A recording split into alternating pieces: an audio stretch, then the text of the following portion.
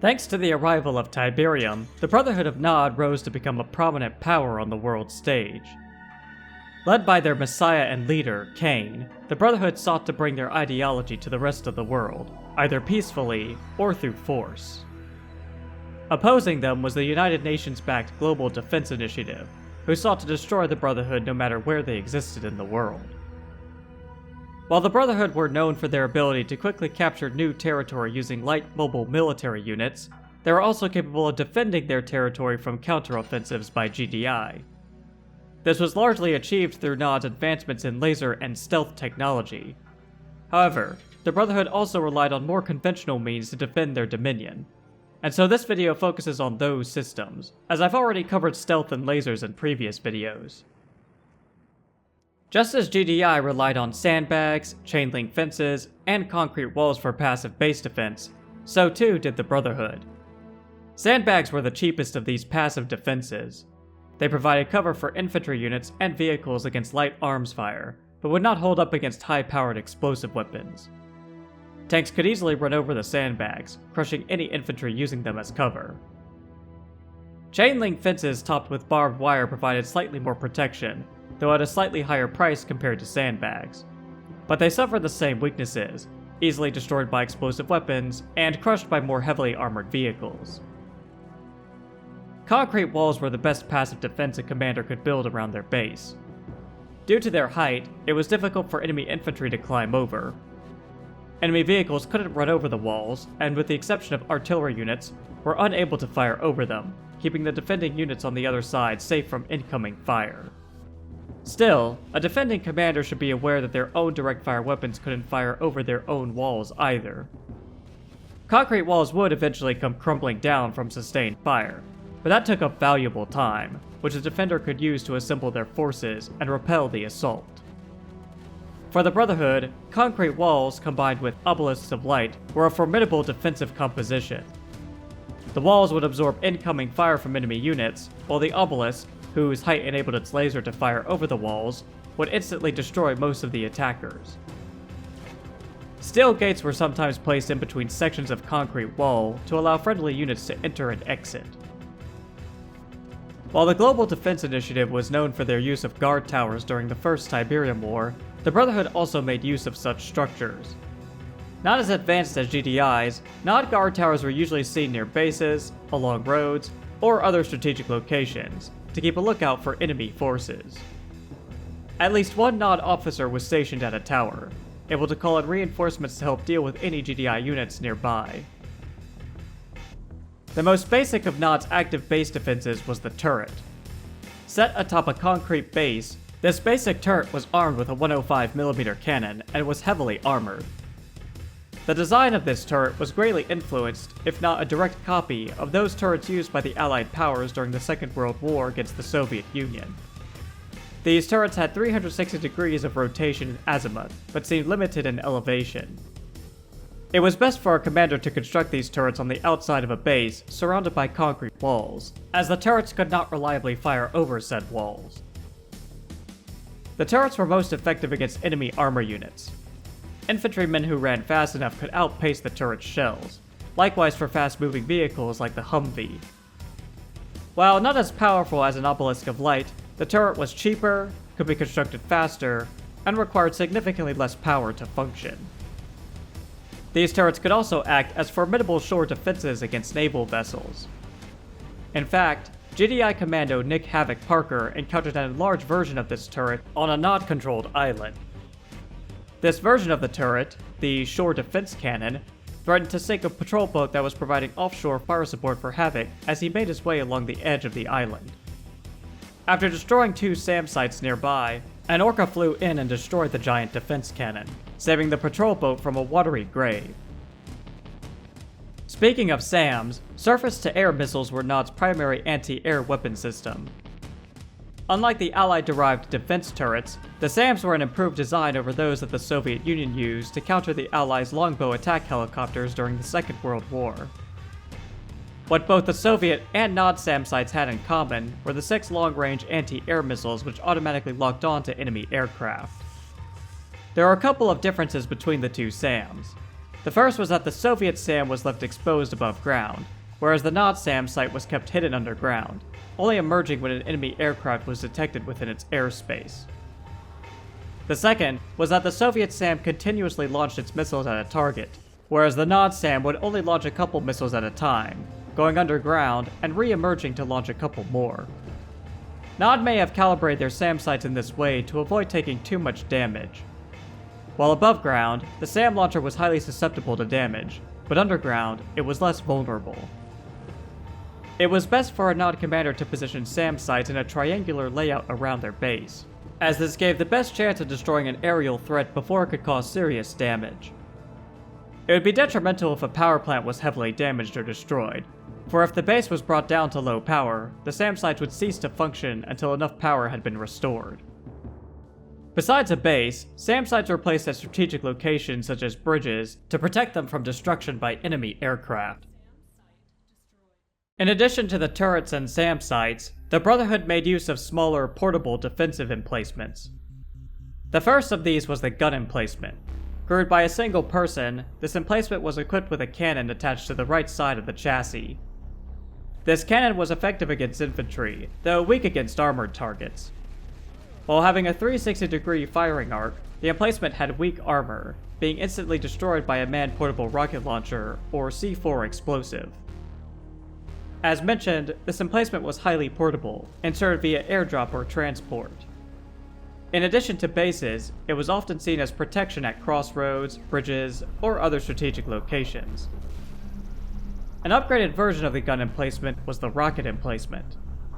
Specifically designed to eliminate heavy targets, the rocket emplacement was armed with 8 unguided rockets. Like the gun emplacement though, the armor on this system was weak.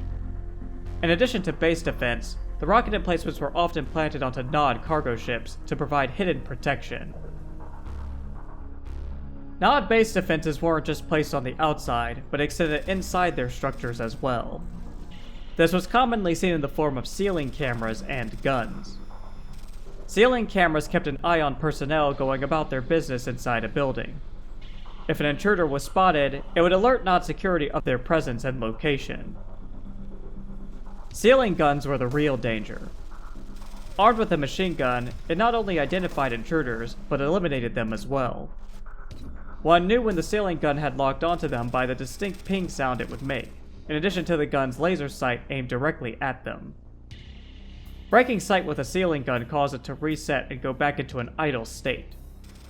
Ballistic weapons weren't very effective against these guns, so it was best to use explosives or laser weapons to deal with them. Instead of firing bullets, some ceiling guns, particularly those in Kane's Cairo Temple, were armed with an electric weapon that would send lethal long-range bolts of electricity at an intruder. This weapon seemed to have been based off Nod's experimental Volt Auto Rifle. While the Brotherhood may have been fractured after their defeat in the First Tiberium War, the organization continued to make progress on some of their more advanced technology, including their lasers, stealth generators, and cyborgs. By the Second Tiberium War, when the Brotherhood had reunited, laser turrets and fences proved formidable, albeit power-consuming defenses. Sometimes, the best defense was to simply never be seen to begin with. Underground infrastructure helped the Brotherhood achieve this, but they relied on stealth generators to hide entire above-ground bases.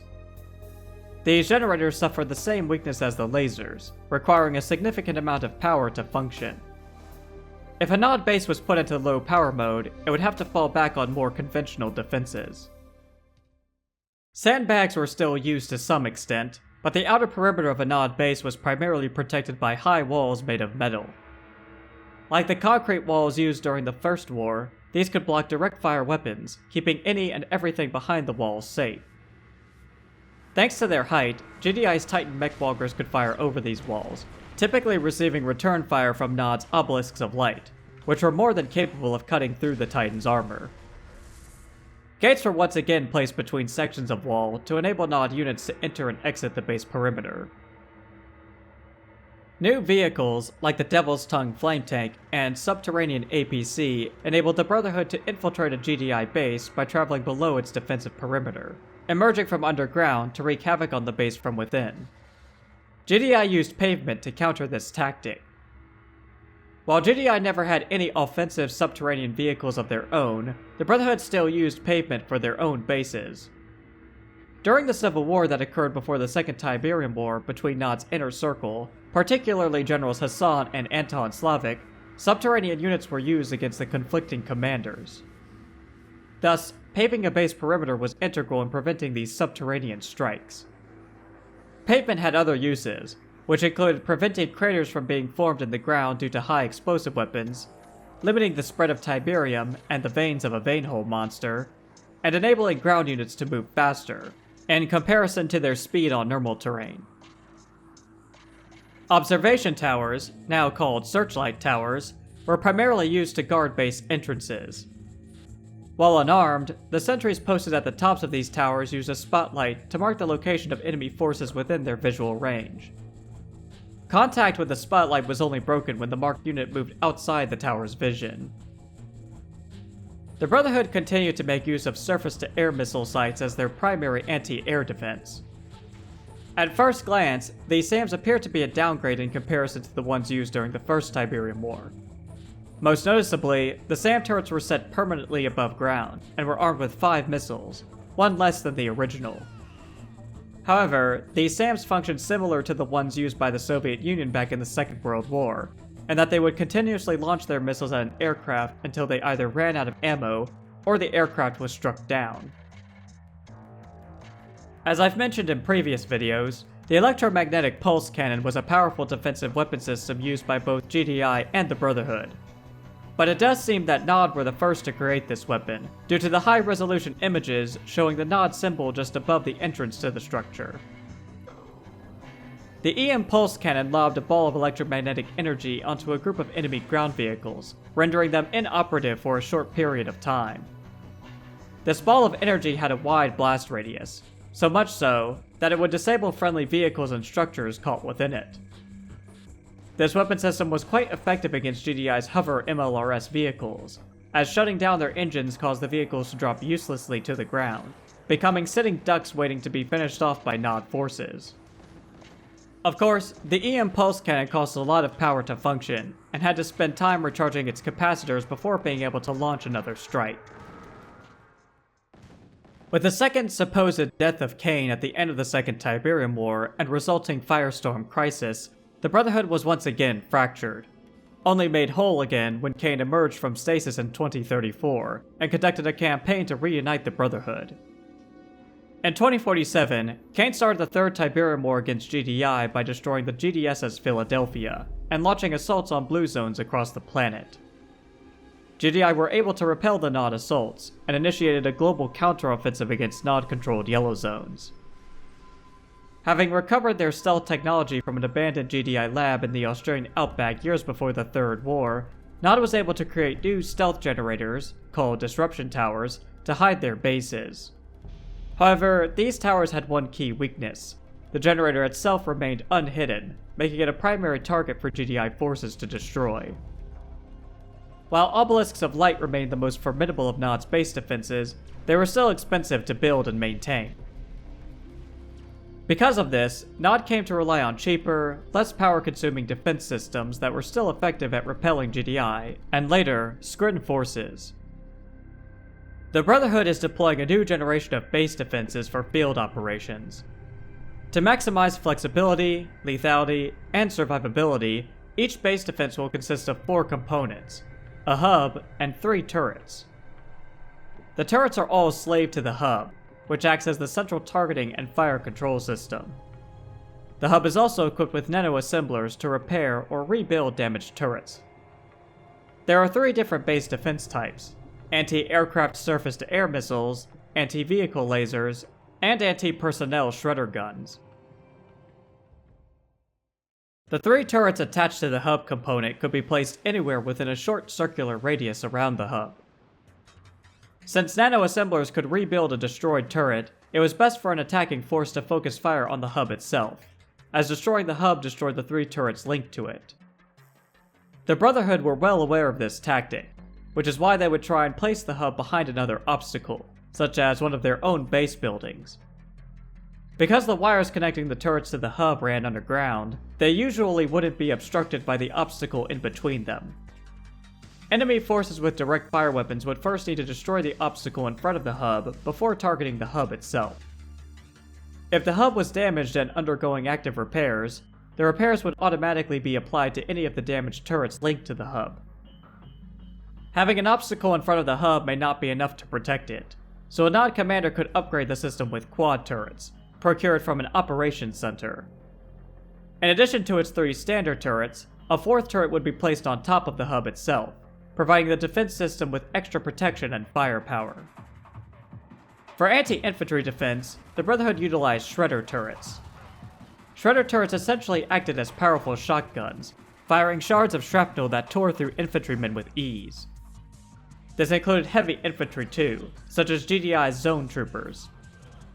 While highly effective against infantry, the Shredder turrets had a low rate of fire and did less damage to targets that were further away. More importantly, the Shredder turrets were all but useless against vehicles. The Black Hand and Mark of Cain attempted to rectify this disadvantage by upgrading their Shredder turrets with charged and supercharged particle beams. Charged particle beams from the Black Hand increased the Shredder turret's accuracy and rate of fire. These green beams of energy were noticeably more effective at damaging and destroying light vehicles, especially when concentrating their fire on a single target. Supercharged particle beams from the Mark of Cain were essentially the same as those of the Black Hands, albeit further increasing the Shredder turret's rate of fire with white-hot beams of energy.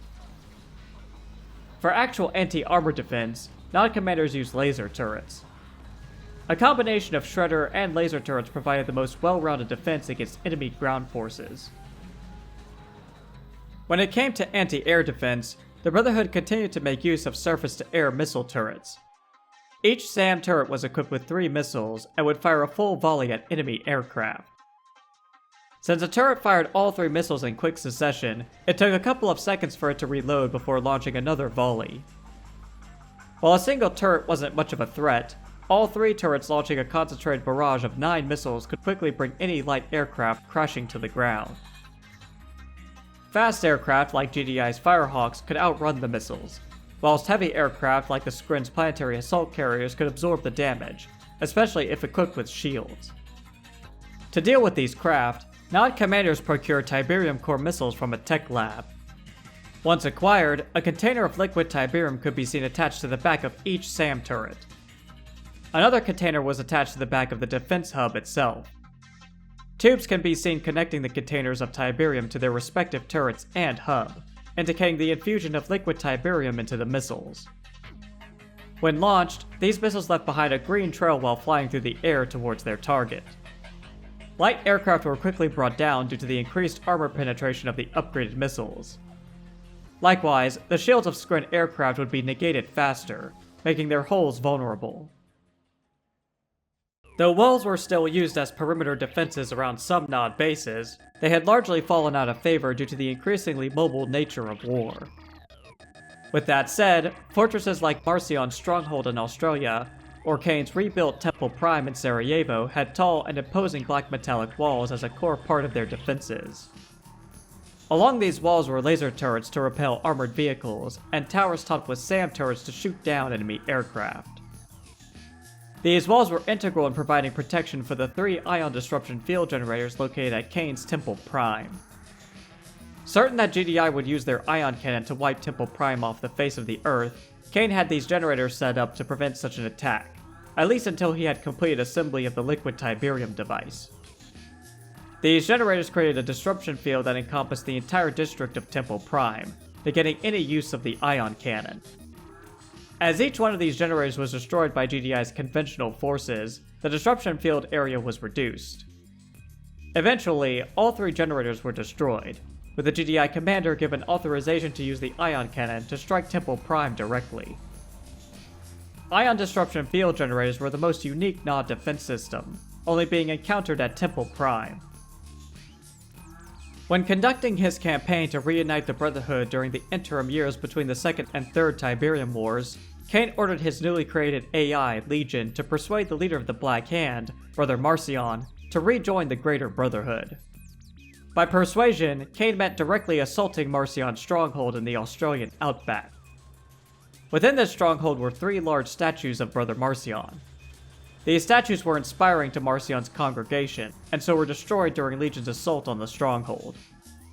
Being a charismatic leader himself, Kane understood the power of symbols and words to motivate one's forces. To that end, Kane designed his own version of the statue that could be constructed at Nod bases, called the Voice of Kane. Rejoice, children of Nod! Propelling the messages of the Prophet himself, the Voice of Kane inspired nearby troops to fight with extreme fervor. The messages from the statue could spread far within a circular radius around it. Troops within this radius would be invigorated by way of increased fire rates of their weapons and resistance to incoming fire from enemies. Enemy troops within the Voice of Kane's relay would be suppressed upon hearing the words of the Prophet. Only one Voice of Kane was constructed at each Nod base, a representation of Kane as the one and only Messiah of the Brotherhood. The future is ours! Thanks to the leadership of Kane and his commanders, the Brotherhood was able to capture the last of the Squid's threshold towers at the end of the Third Tiberium War. Now known among Nod's faithful as Kane's Tower, it has become the capital of the Brotherhood and home to the Prophet himself, who works tirelessly to unlock the secrets of the tower's alien masters. While GDI is content to leave the Brotherhood alone at the tower, Nod forces must remain vigilant, maintaining their defenses to withstand an attack from GDI on the outside, or from within the tower itself, should the alien Skrin decide to reactivate it and launch a second invasion of planet Earth.